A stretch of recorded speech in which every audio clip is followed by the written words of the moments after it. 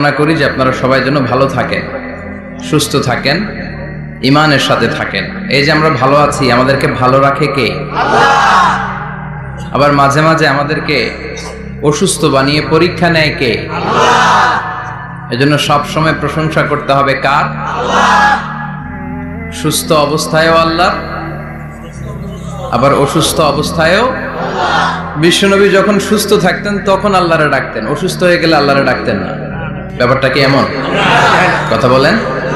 সুস্থ থাকলেও তিনি জিকির করতেন কার? আল্লাহ। অসুস্থ অবস্থায়ও তিনি জিকির করতেন কার? আল্লাহ। বিশ্বনবী মাঝে মাঝে অসুস্থ হতেন না? কথা বলেন। বিশ্বনবী অসুস্থ হতেন, তারপরেও তিনি আল্লাহর কাছে চাইতেন।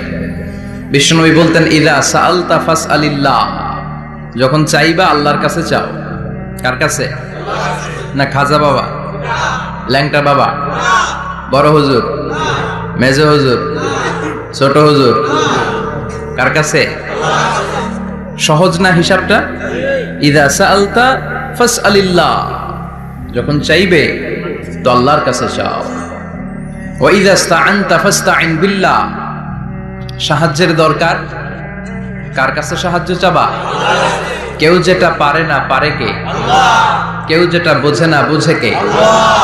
কেউ যেটা দেখে না দেখে কে? আল্লাহ। পৃথিবীর সবার চোখকে ফাঁকি দিলেও আপনি কি আল্লাহর চোখ ফাঁকি দিতে পারবেন?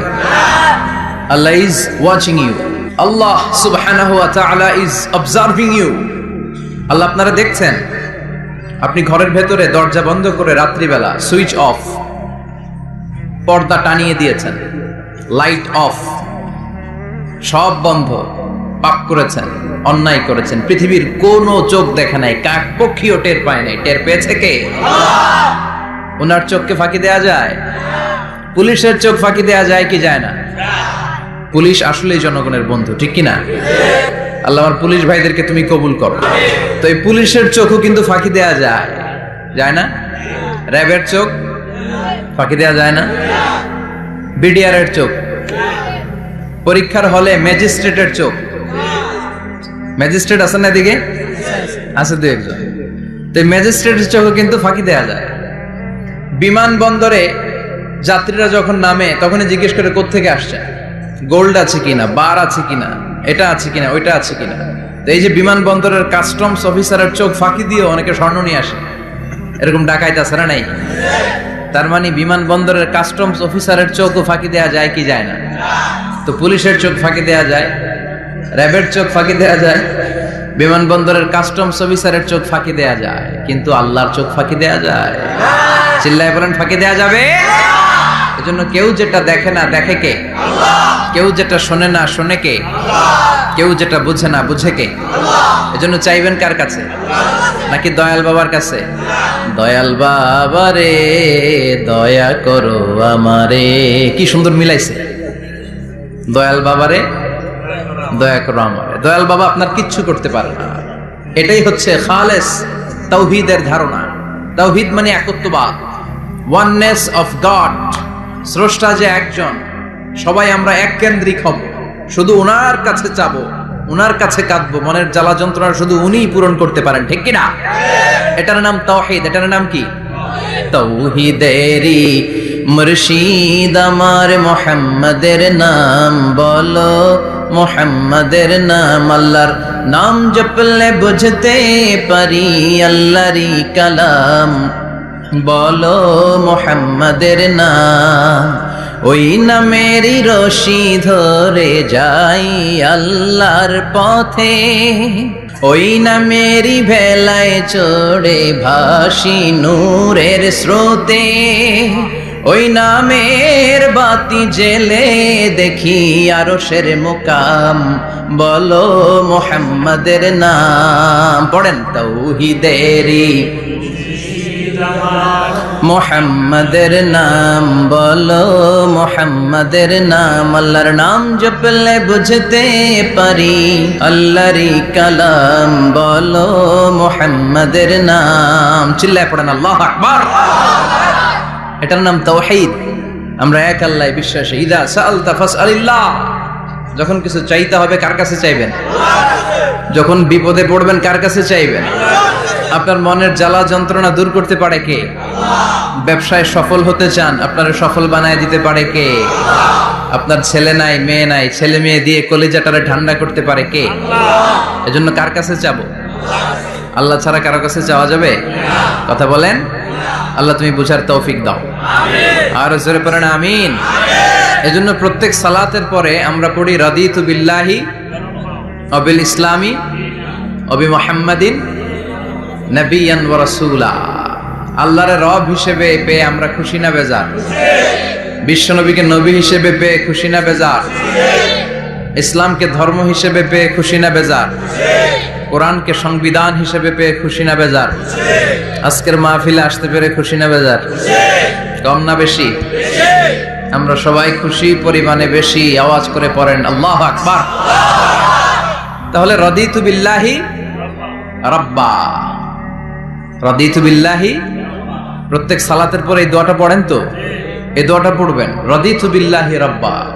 আমরা আল্লাহকে রব হিসেবে পেয়ে খুশি, কারণ তিনি এমন রব, তিনি আমাদের মনের সব আকুতি জ্বালা যন্ত্রণাকে সমাধান করে দিতে পারেন। চিল্লায় বলেন ঠিক কিনা?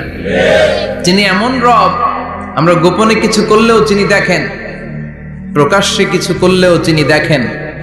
সূচনাহীন অতীত থেকে তিনি আছেন, শেষহীন ভবিষ্যৎ পর্যন্ত তিনি থাকবেন। চিল্লায় বলেন তিনি কে? এজন্য রাব্বুল আলামিন বলেন হুয়াল আউয়ালু ওয়াল আখিরু ওয়াজ যাহিরু ওয়াল বাতিন ওয়া হুয়া বিকুল্লি শাইইন আলিম। আল্লাহ বললেন আমি প্রথম, আমি শেষ, আমি প্রকাশ্য, আমি গোপন। ঠিক কিনা? প্রথমে কে? আওয়াজ করে বলতে হবে, প্রথমে কে? প্রথমে আল্লাহ আল্লাহ, শেষেও আল্লাহ আল্লাহ, আকাশে আল্লাহ আল্লাহ, জমিনে আল্লাহ আল্লাহ। চিল্লায় পড়েন, প্রথমে আল্লাহ আল্লাহ, শেষেও আল্লাহ আল্লাহ, আকাশে আল্লাহ আল্লাহ, জমিনে আল্লাহ আল্লাহ। নিখিল জাহান গাই গুণগান তার নামে গাই, আমরাও গাহি তাআলা হামদে বারি তাআলা, হামদে বারি তাআলা, হামদে বারি তাআলা। চিল্লায় পড়েন আল্লাহু আকবার। হুয়াল আউয়াল ওয়াল আখির ওয়াজ যাহির ওয়াল বাতিন। তিনি প্রথম, তার আগে কেউ আছে? কথা কন। তিনি কবে থেকে আছেন? অনেক সময় আমাদের মাথায় প্রশ্ন জাগে, এই যে আল্লাহ আছে, কবে থেকে আছে? কবে থেকে উনি? শুরুটা কবে? আল্লাহ বলে আমি সূচনাহীন অতীত থেকে আছি। আমি এমন অতীত থেকে আছি যেই অতীতের কোনো সূচনা নাই। সুবহানাল্লাহ কইবেন না? আবার আমি সীমাহীন ভবিষ্যৎ পর্যন্ত থাকবো। সুবহানাল্লাহ পড়েন। এমন ভবিষ্যৎ যেটা সীমা নাই, এমন অতীত যেটা শুরু হয় নাই, তিনি হচ্ছেন আল্লাহ। চিল্লায় বলেন তিনি কে? এজন্য আমরা বলি রাদিতু বিল্লাহি রাব্বা, রব হিসেবে আল্লাহ তোমারে পেয়ে আমরা খুশি। এজন্য আমাদের ইবাদতের সব জায়গায় এই রবের নামের গুণগান আছে না নাই? আমরা যখন রুকুতে যাই আমরা পড়ি সুবহানা রাব্বিয়াল, আবার যখন আমরা সিজদায় যাই আমরা পড়ি সুবহানা রাব্বিয়াল আ'লা। রুকুতে গেলে সুবহানা রাব্বিয়াল আযীম, আবার যখন সিজদায় যাই তখন আমরা পড়ি সুবহানা রাব্বিয়াল আ'লা। আবার কবরের জীবন যখন আমরা শুরু করে দিব, কবরের প্রথম প্রশ্ন হবে তোমার রবের নাম কি? আমরা বলবো আল্লাহ আমারে রব, আল্লাহ আমারে রব, এই রবি আমার সব। দমে দমে তনু মনে তারি অনুভব, তোমার দুনিয়াতে আমি যেদিকে তাকাই অথই নেই আমাতে ডুবে আছি সবাই। পাক পাখালির গানে শুনি তসবিহ কলো রব, তসবিহ কলো রব, আল্লাহ আমার রব, এই রবি আমার সব। সুবহানাল্লাহ, কি অসাধারণ কথামালা। আল্লাহ আমার রব, এই রবি আমার সব। আল্লাহ যদি আমার সাথে থাকে পৃথিবীর কোনো শক্তি আমার থামাতে পারবে না। চিল্লাবে না ঠিক কিনা? আর এই রবকে যদি তুমি হারাও, রব যদি আমার বিপক্ষে চলে যায়, পৃথিবীর কোনো শক্তি আমার কোনো উপকার করতে পারবে এজন্য বিশ্বনবী বলতেন ইযা সাআলতা ফাসআলিল্লাহ ওয়া ইযা ইসতাআনতা ফাসতাইন বিল্লাহ। যখন সাহায্য চাইতে মনে চাইবে সাহায্য চাইবা কার কাছে? আমাদের কোনো গুরুত্বপূর্ণ ঘটনা ঘটলে, গুরুত্বপূর্ণ লাইফ ইভেন্ট ঘটলে, কিংবা আমরা কোনো বিপদে পড়লে সবার আগে আমরা ফেসবুকে শেয়ার দিই, ঠিক না? কথা কন। ফেসবুক অ্যাকাউন্ট নাই কার কার দেখি? ওই আল্লাহর ওলিদেরকে একটু দেখে রাখি। মাশাআল্লাহ, অনেকের নাই, অনেকের ফেসবুক অ্যাকাউন্ট নাই। তো এটারে ভালো কাজে লাগানো উচিত। যেটাই আমরা করি এটা যেন ইসলামের পক্ষে যায়, ঠিক কি না? মিন হুসনি ইসলামিল মারই তারকুহু মা লা ইয়ানিহি। ব্যক্তির ইসলামের সৌন্দর্য হচ্ছে যে অনর্থক কাজ ব্যক্তি করবে না। যে কাজে সওয়াব আছে, যে কাজে কল্যাণ আছে, ব্যক্তি শুধু ওই কাজটা করবে। চিৎকার করে বলেন ঠিক কিনা?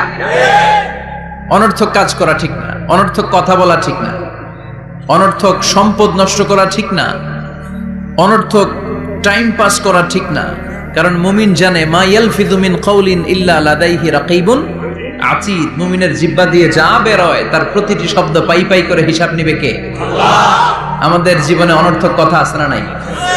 চায়ের দোকানে বসলে অপ্রয়োজনীয় আলাপ, নিজেরও কাজে লাগে না, ফ্যামিলিরও কাজে লাগে না, ইসলামেরও কাজে লাগে না, খালি খোঁচাখুচি ঠেলাঠেলি বাড়ায়।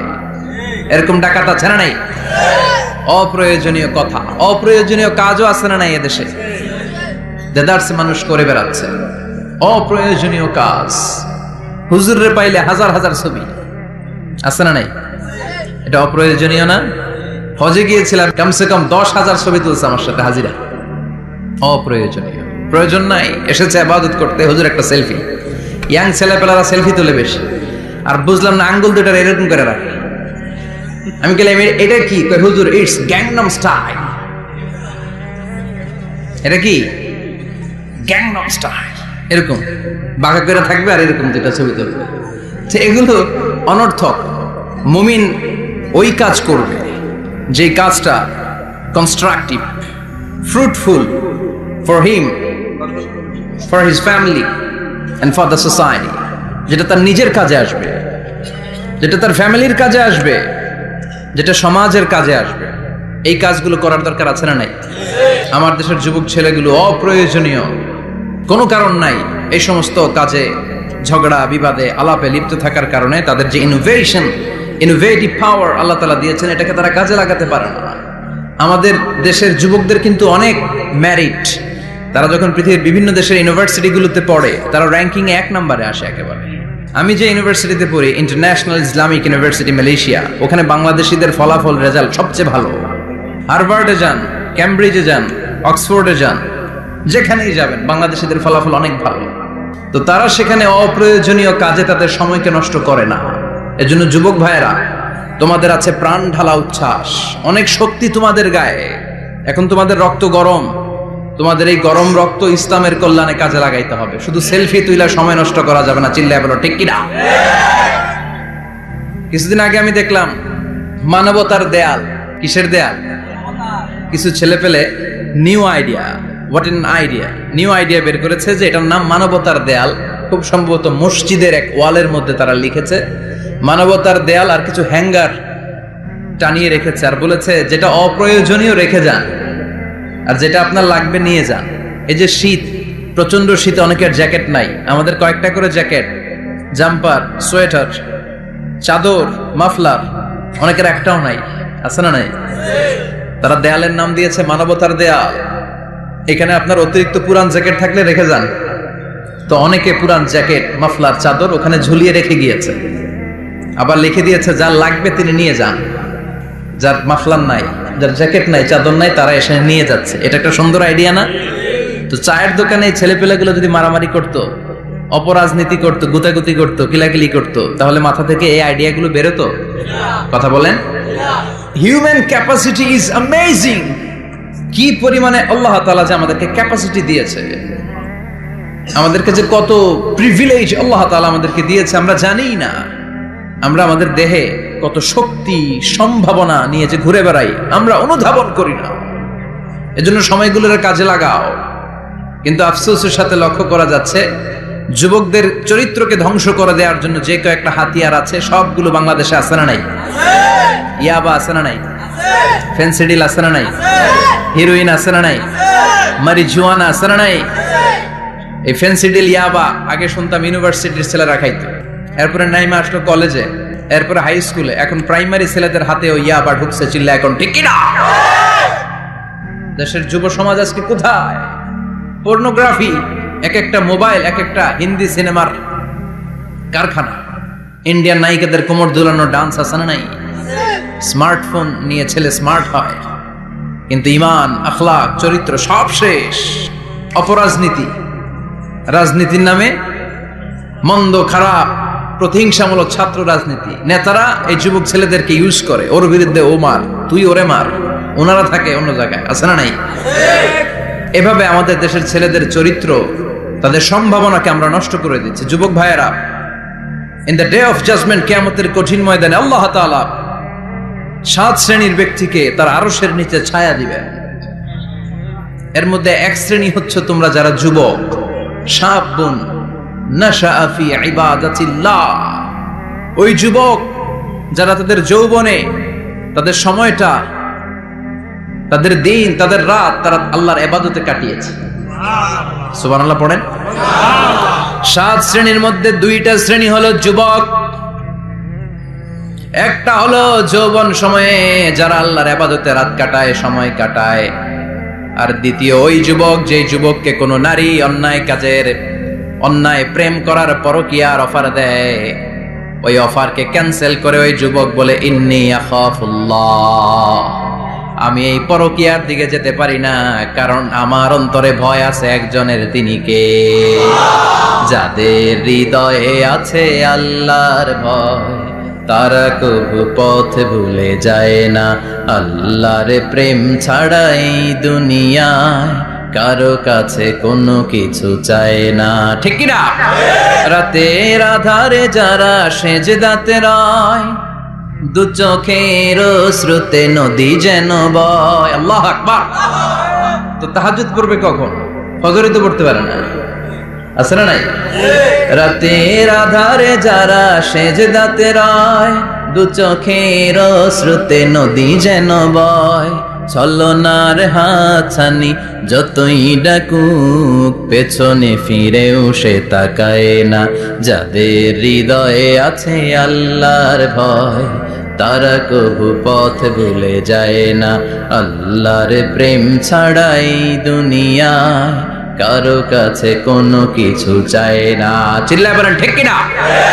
তার মানে প্রথম হচ্ছে এক যুবক, যেই যুবক তার যৌবন কালের সময়টা আল্লাহর ইবাদতে কাটায়। দ্বিতীয় হলো এমন যুবক পরকীয়ার অফার পেয়ে সে বলে আমি ভয় পাই একজনকে, তিনি কে? এজন্য যুবক, তোমার অন্তর আল্লাহর ভয় থাকতে হবে, তোমার সময়টা এমনি কাটানো যাবে না, ইবাদতে কাটাতে হবে, ঠিক কিনা? এজন্য আমরা নামাজের পরে বলি রাদিতু বিল্লাহি রাব্বা, আল্লাহকে রব হিসেবে পেয়ে আমরা খুশি। তারপরে বলি অবিল ইসলামি দীনা, ইসলামকেও দিন হিসেবে পেয়ে আমরা খুশি না বেজার? কথা কন, খুশি না? আপনি খুশি হইলে আপনার লাভ, খুশি না হইলে আপনার লস। ইসলামের বিজয়কে সমুন্নত করবে কে? ইসলামের পতাকা পথ পথ করে হোয়াইট হাউসের উপরেও একদিন ঝুলবে। চিল্লায় বলেন ঠিক কিনা? আল্লাহ বলেন খবরদার, ফু দিয়ে ইসলামের বাতি তোরা নিভাতে পারবি না। ইউরিদুনা লিয়ুতফিউ নূরাল্লাহি বিআফওয়াহিহিম ওয়াল্লাহু মুতিম্মু নূরিহি ওয়ালাউ কারিহাল কাফিরুন। ইসলাম বিরোধীরা চায় মুখের ফুৎকারে ইসলামের বাতিকে নিভিয়ে দিতে। আল্লাহ বলে খবরদার, ষড়যন্ত্র করে লাভ নাই, ইসলামের বিজয় আমি নিশ্চিত করে দেব। স্যামুয়েল হ্যান্টিংটন একটা বই লিখেছে, দ্য ক্লাশেস অফ সিভিলাইজেশন। ওই বইতে তিনি বলেছেন এই যে সভ্যতার সংঘাত, এত সভ্যতা, চায়না সভ্যতা, আর্য সভ্যতা, বৈদিক সভ্যতা, সিন্ধু সভ্যতা, মহেঞ্জোদারো সভ্যতা, ইরাকীয় সভ্যতা, মিশরীয় সভ্যতা, একটার পর একটা সভ্যতা পৃথিবীতে এসেছে, একটার পর একটা সুপার পাওয়ার। এখন সুপার পাওয়ার হচ্ছে ইউনাইটেড স্টেটস অফ আমেরিকা, ধারণা করা হচ্ছে এরপরে চায়না হবে সুপার পাওয়ার, আবার অনেকে বলছে এরপরে ইন্ডিয়া হবে সুপার পাওয়ার। এভাবে একটার পর একটা সুপার পাওয়ার যাওয়ার পরে সর্বশেষ যে সুপার পাওয়ারটা পৃথিবীর বুকে মাথা উঁচু করে দাঁড়িয়ে থাকবে, সেটার নাম হচ্ছে ইসলাম। সেটার নাম কি? তার নমুনা গোটা বিশ্বব্যাপী আছে না নাই? ইসলামকে যত দমাইতে চায় এটা আরো উপরের দিকে ওঠে। সুবহানাল্লাহ কইবেন না? ইসলামের বৈশিষ্ট্য হচ্ছে চারা বীজের মতো। চারা বীজ তো আপনারা চিনবেন, নিমসারের মানুষ। বীজ, ইসলাম হচ্ছে বীজের মতো। ইসলামের শত্রুরা ইসলামকে মাটিতে গেড়ে দিতে চায়, কিন্তু ইসলাম হচ্ছে বীজের মতো, চারা বীজ। চারা বীজ মাটিতে গেড়ে দিলে কি হয়? কথা কন, আরো গজিয়ে ওঠে, মাটি ফেড়ে উপরের দিকে উঠে চিৎকার করে বলেন ঠিক কিনা?